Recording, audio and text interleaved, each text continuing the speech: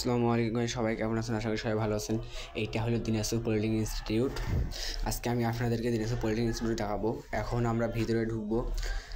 যে গেট দিয়ে ভিতরে ঢুকলাম, ভিতরে ঢোকার পর দেখতেছি অনেক সুন্দর। এই যে এইখানে একটা টেপ আছে হাত ধোয়ার জন্য, যে কোনো কিছু করার জন্য। ভিতরে ঢোকার পর আমার মনটা শান্তি হয়ে গেল। কত সুন্দর একটা আবহাওয়া, কত সুন্দর একটা রাস্তা, দেখতে কত সুন্দর লাগতেছে। আর এইটা হলো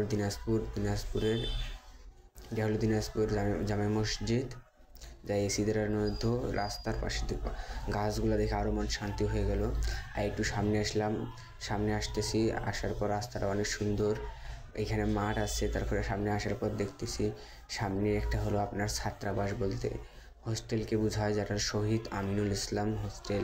তারপরে এই পাশটা দেখছি, এই পাশের গাছগুলো অনেক সুন্দর, তাই দেখতে অনেক ভালো লাগতেছে। তারপর আরেকটু আমরা সামনে যাব। আর একটু সামনে আসার পর এখানে কাজী নজরুল ইসলাম ছাত্রাবাস, যেটা অনেক সুন্দর এবং মনোরম পরিবেশ, অনেক শান্তিপূর্ণ। তার সামনে অনেক বাগান। এবার আমরা মাঠের দিকে যাব। এখন আমরা মাঠের এই পাশে আসলাম, দেখছি আমাদের বড় ভাইয়ারা এখানে বসে আছে। তারপর মাঠে আসার পর দেখতেছি অনেকগুলা, না হলো 4-5টা দল এখানে ফুটবল খেলতেছে।